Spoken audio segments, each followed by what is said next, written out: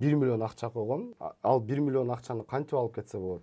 Assalomu alaykum hurmatli Moskvadan mekendeshler. Amansızlar, sizler men qayradan Moskvalar tuğanlar. Sizler bizden köp surangansızlar. Moskvadagi biznesler jönündө ayta ketsеңиz, кантип Москвада бизнес кылса болот, кандай мындай жолдору бар, с нуля как можно начинать, нөлдөн баштап кантип акча кылса болот деген көп суроолорду бергенсиздер. Ошондой рубрикалардын бири бүгүн болот.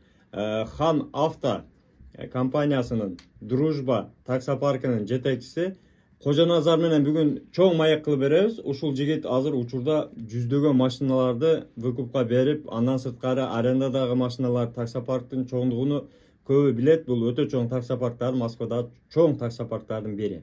Ушул жигиттен сиздерге колдон келишинче маалымат алып беребиз. Кантип баштаган, эмне кылган, ошолорду бир катар сиздерге айта кетет. Ассаламу алейкум. Assalamu alaikum. Кожоназар. Assalamu alaikum. Урматтуу мекендештер. Биринчиден баарыңыздарды Орозо майрамыңыздар менен.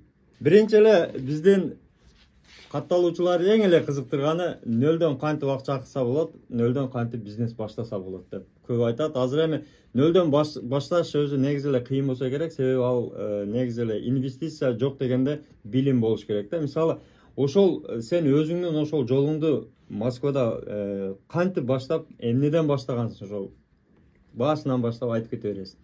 Баштан баштап 2016-жылы биринчи машиналарды арендага сдавать этет элек. Анда еще Яндекс мынчалык монополист эмес эле. Везет таксиде иштейт эле. Но анда лизинг, банковская система, кредитная система деген нерселерди, конечно, эч нерсени билбейт элек. Машинаны биринчи кредит эле алып, өзүбүздүн атыбызга, ата-эненин атына, үй-кам атына кредит алып, наличкага алып, машинаны арендага сдавать этет элек. 2019-жылдан баштап уже официально компанияны регистрация кылып, уже лизинг менен заниматься ете баштаганбыз. 5-жыл кетип атат экен да? 19 ошондой. Азыр кандай бизнести с нуля баштаса болот, болбойт экен полностью айтып бере албайбыз. Но өзүм билген практика боюнча айта бересиң да, өзүңдө кандай болгон, ошол баштаганда кандай кыйынчылыктары деп коелу, кандай мындай этап өтөсүң да, ошону колдон келишинче түшүндүрүп кете бересиң. Информация жок, жанагындай опыт жок, акча да жок, өтө кыйын болгон. Агабыз келгенсип, ал убакытта өзүңүздөр билесиздер, бүгүнкү күндө водительдер жанагындай машиналарын таштап качып алдагандар, кидалагандар көп, андан ham көп эле да. Вообще кыйын эле ал моментте. Бүгүнкү күндө уже более-менее мындай стабильный болуп калды таксомоторный деятельность тоже, бизнес именно. Бүгүн азыр биздин каналыбыздан көрсө болот, көрүүчүлөр, биздин мекендештер Аскат деген бир укабызга уже бизден 9 машина алган, Екатеринбургтан. Уже 13 машина алып атканда, еще биринчи машина алып атканда биз айтып, бизден алып тура бер, но өзүңө ИП ачайлы, таксопарк ачып берели, бир тиын сурабайбыз. Жардам берели, андан көрө өзүң иштеп, будущем машинаны көбөйтүп ал деп. Ошентип ИПсин ачкан, еще өзү автосервис ачкан Екатеринбургда. Андан кийин уже вот 9 машина алгандан кийин ИПнин жанагы 6 ай срогу бар. 6 ай официально зарегистрирован болуш керек. 6 ай өткөндөн кийин официально жакында келип кеткен, өзүнүн атыга уже алып чыкты машинаны. 3-4 айдын ичинде бир 15-20 машина алып чыкты. Уже оформить этип алдык, примерно. Азыр чоңоюп калды? Уже да, уже чоңойтуп алды. Нөлдөн ачышка азыр бизде даже клиенттер келип, мана менде 1 миллион акчам бар, мага там бир машина алып бергиле деп. Мен всегда айтам, туугандар, 1 миллион акчаңар болсо, ошол акчаны бир машинага салып албастан, эртеңки күндү только Кудай билет, ал машина бузулабы, ДТП болобу, бурдалып кетеби, эч ким билбейт аны. Андан көрө ошол 100 миллионуңуздарды 3-кө 4-кө бөлүп туруп 3-4 машина качап кылып койгула. Бири бурдалып кетсин, бири күйүп кетсин, экөө все равно калып атат. Совсем нөлгө отуруп калбайбыз. Ал безопасныйраак болот деп түшүндүрөбүз. Анан азыркы күндө заранее айтып атабыз, если российский паспортуңар болсо или тууганыңарда болсо, ИП ачып койгула, биз жардам беребиз. Акча сурап аткан жокпуз. Көрсөтүп беребиз, кантип иштеш керек, кантип башташ керек. Сиз айткандай жанагындай нөлдөн башташ өтө кыйын. Азыр кыйын уже. Хотя бы таксопаркты официально оформить этип ачып коюш керек. Жанагы 6 ай срок кете бериш керек официально зарегистрировать, потому что лизинговый компания, банктар сизге кредитке акчаны бербейт да. 6 ай мөөнөт сөзсүз каралат. Ооба. Любой лизинговый компания минимально 6 ай болуш керек. 6 ай официально зарегистрирован, плюс еще оборот болуш керек. Ошондо мисалы азыр ИПни ачкандан кийин оборотту кандай кылат? Мисалы силер менен сүйлөшүп, ошол машиналарды алып иштетсе болобу? Кандайдыр бир жолдору барбы? Ооба, допустим, бизге адамдар келет, вот 1-2 машина алайлы. Биз уже сразу айтабыз, кегиле ИП ачканга возможность барбы? Ачкыла, биз там 50 машинаны сиздин паркыңызга кошуп, оборотуңузду кылып 6 айда жардам берели. Ошентип 6 айдан кийин уже биринчи, экинчи машина алып туруп, дальше көрсөтөбүз да кантип иштеш керек. Машиналарды кандай датчиктер менен оборудовать этиш керек, кандай программное обеспечение компьютерге устанавливать этиш керек. Бүгүнкү күндөгү закондор менен кантип иштеш керек. Закондорду көрүп атасыздар, таксомотордун деятельности өтө тез алмашып атат. Кисарттан башталып баарыбыз эле айтат экен, мен кисарт ал, кисарт все равно эч нерсе болбойт, мамлекет андай кылып коет, мындай кылып коет, сен кыргызча эмне кылганбыз. По факту баарыбызда кисарттар бар эми. Кисартсыз эч болбой калды. Официально жанагы немелерди оформить этишибиз керек, самозанятости. Кылбайбыз, мындай кылабыз болду. В итоге все равно мамлекет кандай закон кылды, ошону менен иш болуп атат. Ошого биз всегда объяснять этебиз. Туугандар, только закон. Бизде билесиздер, даже путевой листтерди мойнубузга алабыз. Когда-то биз действительно жанагындай бардык кыргыздарды дали путевой кылып алып берет элек. Бүгүнкү күндө андай нерсе жок уже. Как положено, 12 саатта келишип алып, все законно кылабыз. Особенно налогдор төлөгөндө. Жакшы. Демек мына туугандар, уктуңуздар, эгерде такси жамаатында, такси багытында бизнес кыламын десеңиздер, номерлерин экранга коюп коебуз. Ошол номерлерге кайрылып, Назар менен сүйлөшүп, келишип алсаңыздар болот. Эгерде ошол ИП ачканга мүмкүнчүлүгүңүздөр болсо, ошону ачып, бул жактын жардамы менен машиналарды демек ишке түшүрүп, оборотту көбөйтүп, кийин лицензия алганга мүмкүнчүлүк болот экен да. Ал биринчи вариант. Биринчи вариант. Башка варианттар дагы бар. Экинчи варианты. Машиналардын көбүнчө бизде, допустим, 4 бала достор бар. 96-98 бала, жаш эле балдар. 4-өө ар 2-3 айда бирден машина алышат. 5 күн жаңы машинасыга иштешет. Эми средний бир 50 миңдей кылышат ар бири. Күнүгө 10 миң жети. Өздөрү таксовать этет. Таксовать этет. 5 күн чисто чогултуп, ошол машинасыга чогултушат. Где-то 1-200 миң чогултат. 5 күн. Аны которушат ака, кийинки айда бир машина мындай алып чыгып. Машина алып чыкканда ежемесячный платежы өзүнө өзү жабсын, жаба турган кылып алып чыгып дешет. Калган 25 күн, 15 күн лизингке иштешет. 10 күн калганда уже өзү иштешет. Вот. Ошентип машиналарын көбөйтүшүп, биз парктан жардам беребиз. Водительдер менен обеспечивать этебиз, чтобы простой болбош үчүн. Алар ошентип өздөрүнүн машиналарын сдавать этишип көбөйтүшүп атат. ИП ачканга возможности жоктор. Үчүнчү вариант, инвестиционный вариант. Допустим, бизде азыр бир клиентибиз келген, менде мына 800 миң акчам бар. Мен азыр бир солярис алып туруп арендага сдавать этейин. Ошол акчам менен, короче, балачканы багайын. Аны түшүндүрүп айтабыз, турган бердим, там 8 миллион акча болсо, ал башка вопрос. Жерде 800 миң акча менен бир ашы барса 2 машинага жеткире албайбыз, ал биринчиси. Экинчиси, машинанын оформление, лицензия, полный расход, страховкалары кетет. Ал машина күнүгө иштейби, иштебейби? Бузулабы, бузулбайбы? Расходдору ай сайын өтүүлөрү бар. Анда санаш керек. Андан көрүп, если до миллиона вложение болсо, давайте вот 800 миңге айына там определенный сумманы ай сайын төлөп беребиз. Допустим, арендада 45 миң алып келиш керек беле? 30 миңден да образно. Примерно төлөп беребиз. Айдын аягында кайра ошол 800 миң ордуга коюп коебуз. Бул инвестиционный проект деп атат. Акчасы менен рисковать этпей жатат клиентибиз. Биз рисковать этип, өз машиналарды набирать этип, ал уже простой болду, болбоду, расход кетти, ДТП болду, болбоду, биздин мойнубузга эле турат. А инвесторубуз как положено ай сайын акчасын алып, еще кайтып өзүнүн акчасын возврат кылып атат. А 1 жылдан кийин ал машинаны сатам десе, уже кайтып ошол 800 миңге сатылбайт да. Ошондой варианттары бар. Аракет кылып атабыз, варианттарды табып, кантип тапабыз. Учурда ошол инвестиционный вариантыңар ошол жолуңар иштейт азыр. Ооба. Уже бар да клиент, кааласаңыз номерин берип коебуз, өзүңүз чалып сүйлөшүп алсаңыз болот.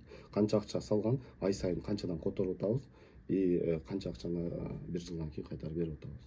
Жакшы. Демек туугандар, мына дагы бир биздин инвестиция кыламын деген мекендештерге бир маалымат болду. Эгерде мүмкүнчүлүк болсо, сүйлөшүп, чалышып, макулдашып көрсөңүздөр болот. Өздөрү ошол кейстерини көрсөтөт, кимдер алып кандай кылганын өзүңүздөр сүйлөшүп аласыздар. Анан негизи эле учурда силердин ишканаңардын уровени өтө чоңоюп калган да. Өткөндө биз деле барып тартып келгенбиз, баягы чыгарып аткан жаңы машиналарды, баягы выкупка берип аткан машиналарды көрүп, саны деле өтө көп десе деле болот. Эми Москвада биринчи жолу 100 миңге 100 машина чыгаргансыңар өткөндө, 100 болдубу? Адак болду машина, еще чыгышка успеть кылбай калды. Заводдон чыга эле күзө тутуп кетишиптир. Демек, негизи эле 100 машинаны биздикилер баягы санаганды жакшы билет да. Акчасын санап ушунча рубль болду, ушунча миллион рубль болот экен дейт. Негизи эле ошол уровеньге жеткенден кийин өзүнүн кыйынчылыктары бар да. Ооба. Кандай кыйынчылыктарга туш келет? Мисалы, чоң акчада кандай рискованный учурлар бар дейли ушул, мисалы 100 автомобилде. Самый рискованный биздин YouTube каналыбызда жана иногда рубрика «Мошенники кидалы» деген видеолор чыгып калат. Ошол жерде көрсөңүздөр керек. Пример кылып азыр айтып берейин десем, бул жерде сизге көрсөтсөм болот. Паспорт праваларын сөткө тартып алган мындай кылып. Баланын да. Өзүбүздүн адамдар, өзүбүздүн жигиттер. Ущербтин суммасынан жазылган берди. Вот. Келет, первоначальный взносуну биз полный бөлүп берсе болот дейбиз. 100 миң акчаны берет. Эми тааныш аркылуу келет. Келип 1 ай минип, 1 айдан кийин калган 200, допустим, первоначальный взнос 300 миң. 100 миң берип 200'ді 3 айга бөлүшөт. Ежемесячный платежу бар. Ариза 8 машинаны алган ал бала. Тааныш баланын аркасынан келип, биз дагы ишенгенбиз, көптөн бери тиги баланы талап жүрөбүз. Көрүнүшү жакшы эле көрүнөт. 1 ай иштеди. 1 ай иштеп ежемесячный платежун төлөбөй койду. Аны айттым, эме болду? Айка мына эртең, кичине проблема калды. Макул, хорошо. Экинчи ай өтүп атат, опять платеж төлөбөйт. Эме болду? Мына биринчи айды төлөдүм, азыр экинчи айды эми төлөйм. Уже үчүнчү айга кетип атат го. Первоначальный жанагы 200 бар го. Алар төлөнбөдү. Офиске кел. Офиске келет, ушинтип отурат. Эме болду? Все, айка, вот мындай болду, андай болду, проблемам чыкты. Макул, хорошо. Кеп биз заявление жазып, өзүбүз төлөп турайлы. Сен айт, мончадан төлөп берейин деп. Мен дагы билишим керек. Макул, ошончо сроктордо ошончодан төлөп берип беребиз. Болду. Ол берди, кетти. 2 күндөн кийин воскресенье күнү, эч ким иштеген күнү, эч ким жок да, машинасын алып келип офистин алдыга таштап кетип калат, качып кетет. Общий ущерб там почти 500 миңге чейин жетип барат. Алдыңкы бамперин урулган, арканкы бампер урулган. Эми урулганда мындай сынып кеткен эмес, по касательно. Там кусочектер сынып калган. Ошол жаңы машина бушный. Ортодо мен жана банкка дагы 200 миңге күйдүм, аны беришим керек. Жаңы клиентке урулган машинаны бере албайсыз. Ооба. Ежемесячный платежын 2 айга төлөйсүз. 2 айдын ичинде уже 600 миңге бир эле машинанын аркасынан кирип кетебиз. Бир машинанын аркасынан. Это бир сизге ситуацияны айтып атканым азыр. Андан тышкары да ситуациялар болот. Машина чыгып эле сразу ДТП болуп калышы мүмкүн. Клиент акчасын төлөй албай калат, опять биз төлөшүбүз керек болуп калат. Ага келгенсип, мен телефонду ачып көрсөтүп бере алам. Бир күндө канча водитель мага чалат, платеж келди, оруп больницага жатып калып атат. Ата-энесиге жөнөтүп калып атат акчаны. Ушинтип баардык клиенттерибиздин проблемасы келип өзүбүзгө кайтып жиилип калып атат да. Анан чалып инфаркт менен больницада жатам десем, жок дей албай каласыз. Жанагы жерде дагы макул дейсиз. Андан мурун эле чалып ДТП болуп калды, төлөй албай калдым. Ага дагы макул дейсиз. бир күндө хотя бы 5 адамдан минимум чыгат да. Аны общий бир айдыкка санасаңыз канча минуска кирип калып атабыз. Ошондой жерлер бар. Адамдар бар 190 миң, 200 миң штраф кылып туруп келип машинасын таштап качып кеткендер болуп. Подъездин так ушинтип ачып эле көрсөтүп коем. Подъездин алдыда машиналарын таштап 150 миң, 150 миңден штрафтарды свежий алгандар дагы бар. Мынакей, азыр свежий көрсөтөйүн сизге. Так. Бул водителибизге мына жөнөтүп атам, мага карап. Даталары ham бар бетте. Мына суммасын эле айтып коюңуз, штрафтын суммасы, мына суммасы. 150 миң. Датасын карап коюң. Свежий экен. 14-тө. Удан 2, мына 1, 2. Общий 2 күндө 300 миң штраф алып коюп атат. Бул дагы бир эле машина. Ушинтип экөөбүз азыр отурсак, ага аскегенсип, мында мына жерде, манеки көрүп атасыз. Суммаларын эле распискалар. Суммаларын эле мынаны окуп коюң, суммасын. 308 438 432 миң. Абум эле мынтип биякта көп да, мындагы любойну ачалы. Мында канча экен? 133 миң. Мындак тур дагы, мындак тур. Только жүздүктөр экен. Эми ушинтип ача берсек боло берет. Биякта расписка жазгандар. Тоже ДТП болуп калып, жардам просто акча сурап келгендери дагы бар. Ага жардам бергендерибиз дагы. Жок да албай калат экенсиз. Ушинтип азыр мунайсы эле санасаңыз канча болуп калат да. Это вот как раз обратная сторонасы. Кыйынчылыктары. Анан негизи эле ушул выкуп боюнча да көбү сурашат да, выкуп негизи эле болобу, болбойбу, халалбы, харамбы, же выкуп негизи болбогон нерсе, автокредитпи же аренда жакшы, выкуп жакшы. Кээ бирлер айтат, выкуп жакшы, өзүңүн автомобилиң болуп калат дейт мисалы да. Негизи эле ошол нерселер алып атканда ушул шарттарга макул болуп көбү алат да. Шарттарына макул болуп, ошондой болушун билип туруп алат. Анан сен айтмакчы, 1 жылдан кийин ар кандай эми мындай примерно айтып атам да, 1 жыл деп. Кээ бирлер 1 ай, 2 ай, 3 ай ар кандай случайлар болот да.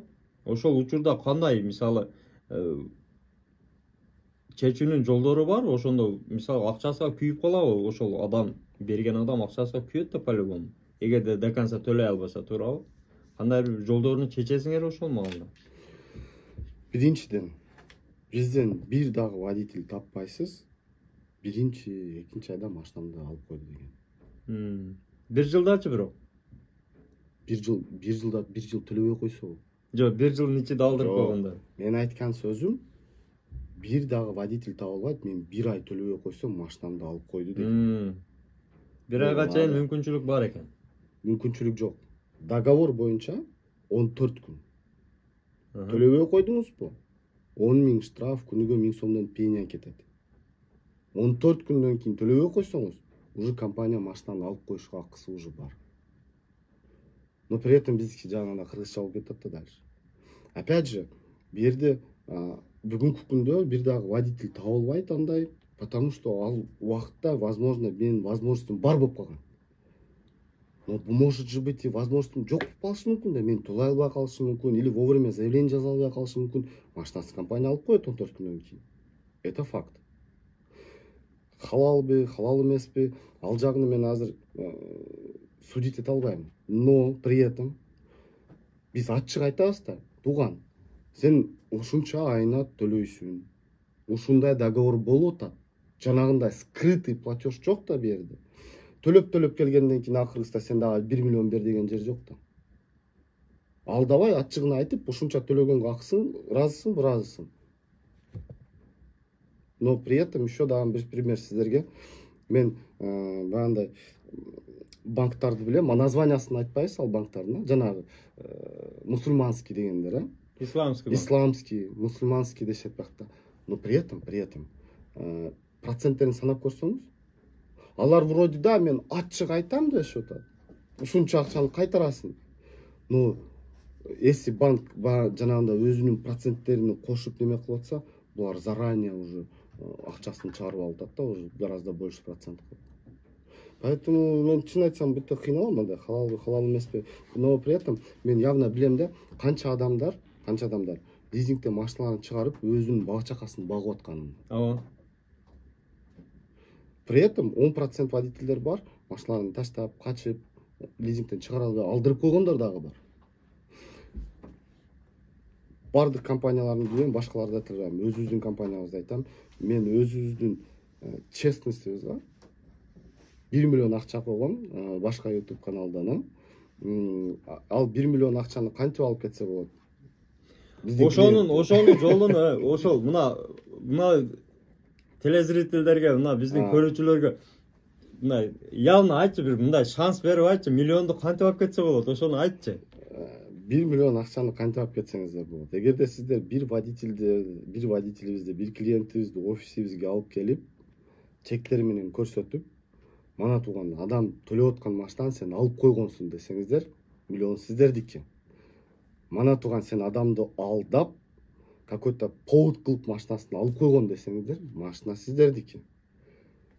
Бүгүнкү күндө бир дагы водитель таба албайсыздар. Ошол 1 миллионду ала албайсыздар. Уже канча жылдан бери башка блогерлер дагы аракет кылышып, косяктарыбызды издеп жүрүшөтчү. Пожалуйста, келиңиздер.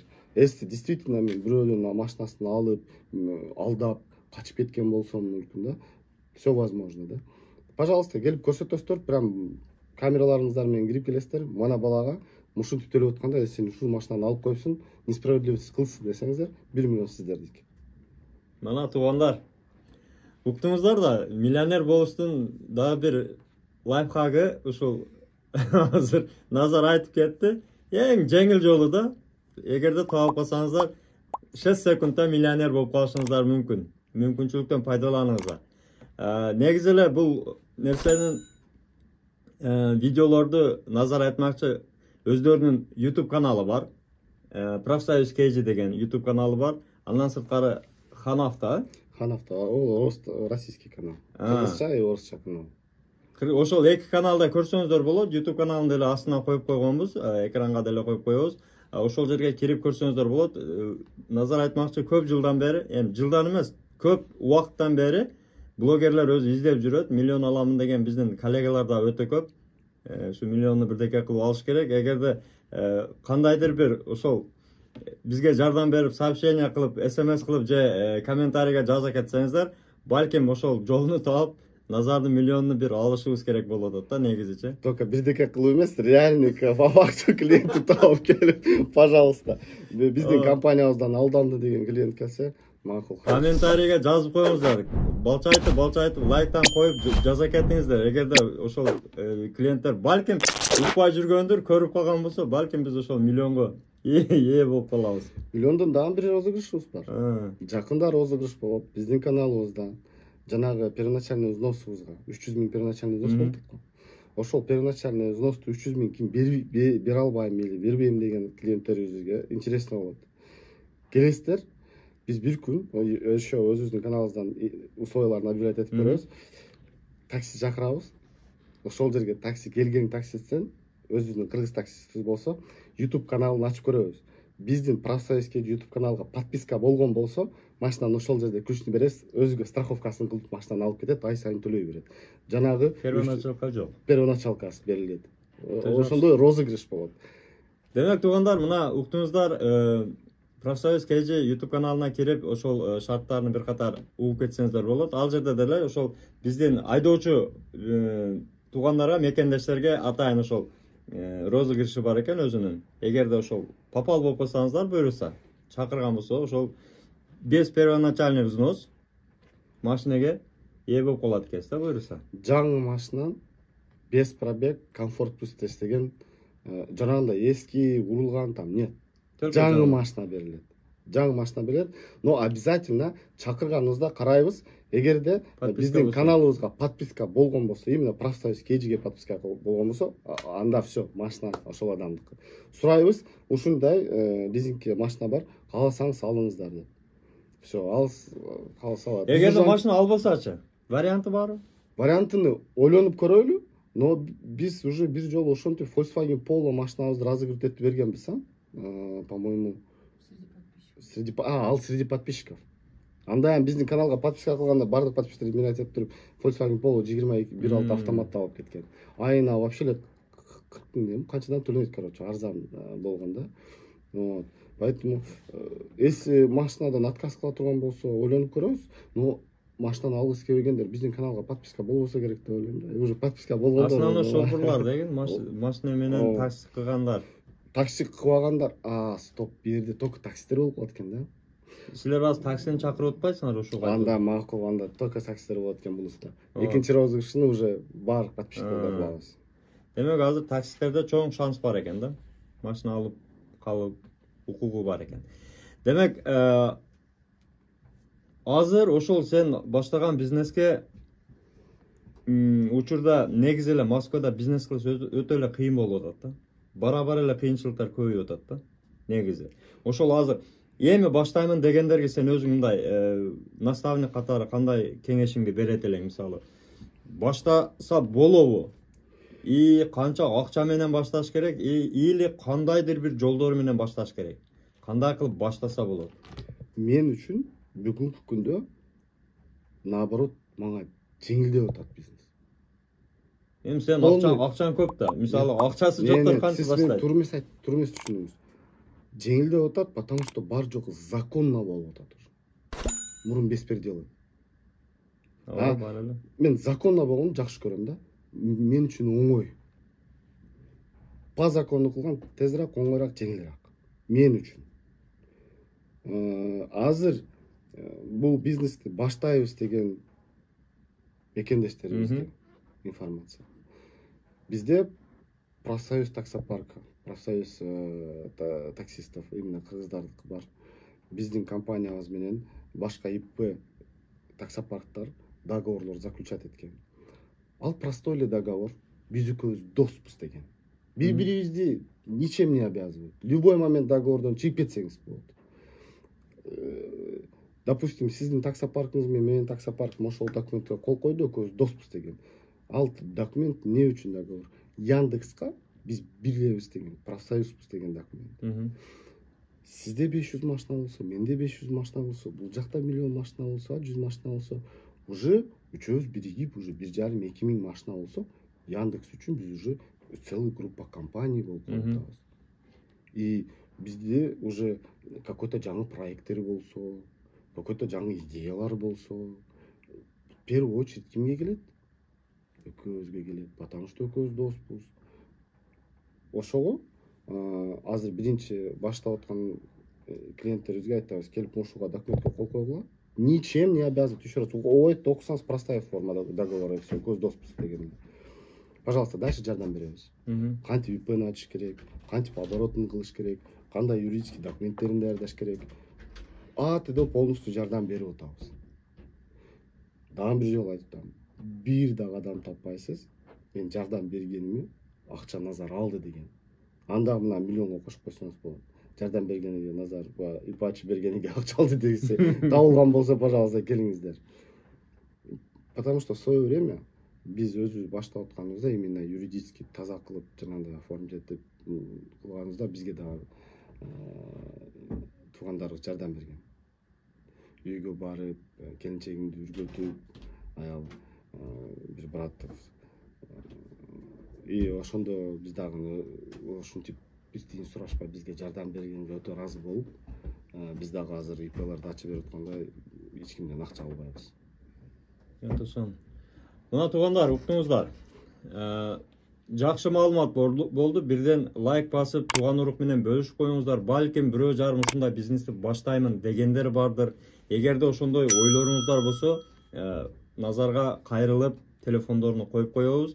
Жазып, жардам сурасаңыздар, жардамын берет. Андан сырткары, эгерде кичине менен баштасаңыздар, эми назар айтмакчы, азыр бири-бири менен кошулган компаниялар чоң бир союздар түзүп атат да, мындай бирикмелерди түзүп, ошолорго жараша иши дагы жакшы кетип атат. Ошондуктан негизи эле эгерде баштаймын деген, бизнес баштаймын, бизнеске кошуламын же инвестор боломун деген биздин мекендештер болсо, кайрылып, жазып кетсеңиздер болот. Андан сырткары, булардын автопаркында, таксопаркында арендага, выкупка машиналар берилет.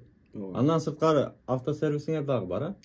Жок, автосервисти жапканбыз, договор менен башка сервистебиз. Бизде азыр аренда, выкуп, Канча процент такси? Мурун бизде 2,5% эле. Аналитика кылып санап көрсөк, бир күндө бир водителден 300-400 рубль сымат этилет экен. Биз ошол 300-400 рубльди 200 рубльга түшүрүп фиксированный кылып койгонбуз. Фикс. То есть, в принципе, бир канчаан болуп кетет. Если жакшы иштеген водителдер болсо. А так 200 рубль төлөйт. Фиксированный. Канча тапса ошончо табат, биз башкача чечилбейт. Мына процент аз таксопарк издеп жүргөн биздин мекендештерге да мына угуп кеттиңиздер. 200 рубль күнүнө фиксированный баа экен. Чалып кошулсаңыздар болот. Убакыт бөлүп келгениңизге чоң рахмат. Иштерге ийгилик. Чакырганыңыздарга. Дагы бир жолу чоң рахмат. Туугандар, ушул маалымат менен колдон келишинче бөлүшүп кеттиңиздер. Мына көрдүңүздөр, биз сиздерге Москвадагы ишкерлердин болгон практикасын көрсөткөнгө аракет кылабыз. Бөтөн жерде аман болуңуздар, өзүңүздөргө сак, документке так болуңуздар. Аман болуңуздар, туугандар.